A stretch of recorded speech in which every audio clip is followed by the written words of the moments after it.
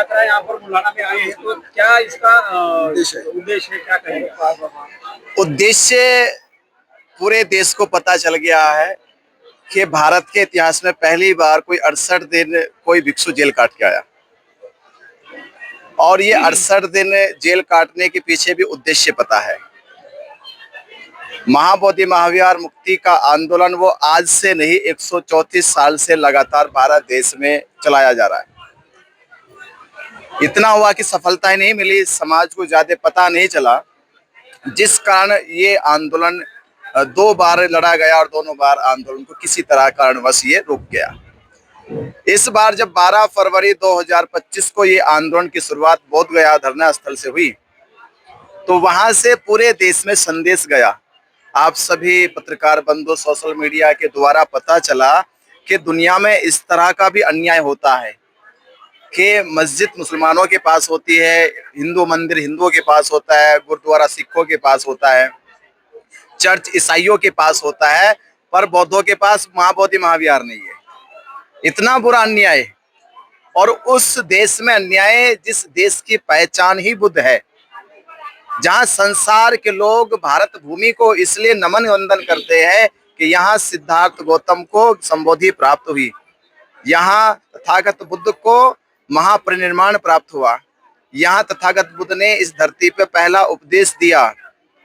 उस धरती पे, जिस धरती पे तथागत बुद्ध ने 45 साल धम्म का उपदेश दिया, वही धरती, वही महाबोधि महाविहार बौद्ध अनुयायियों के पास नहीं है।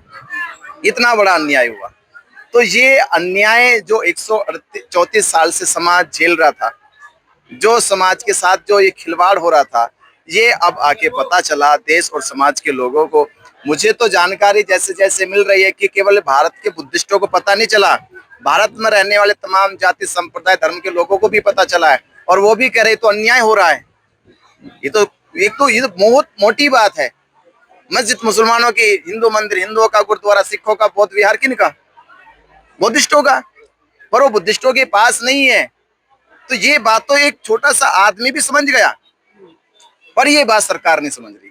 ये बात वो लोग नहीं समझ रहे जिन्होंने 134 साल से महाबोधि महाविहार पर कब्जा कर रखा। तो उस महाबोधि महाविहार की मुक्ति के लिए 17 अगस्त 2025 से दीक्षा भूमि नागपुर की पावन धरती को नमन करके, चैत्य भूमि बाबा साहब अम्बेडकर जी की अस्थियों को नमन करेंगे, तो ये यात्रा निकाली जा रही है। महाबोधि महाविहार मुक्ति के आंदोलन में जन समर्थन प्राप्त करने के लिए समाज से सीधा महाबोधि महाविहार के लिए धम्म संवाद करना कि महाबोधि महाविहार क्यों मुक्त होना चाहिए, क्यों 134 साल से हम लोग लड़ाई लड़ रहे, वो जीत नहीं रहे, क्या है बीटी एक्ट, क्यों बीटी एक्ट बनाकर बौद्धों के महाबोधि महाविहार पर कब्जा किया गया।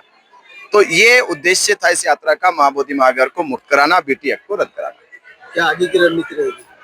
रणनीति तो अभी यही है कि हम देश में पहले समाज को जगाने का काम कर रहे हैं कि बौद्ध समाज जाग जाए और सुप्रीम कोर्ट को फिर वो जजमेंट दोहराना पड़े।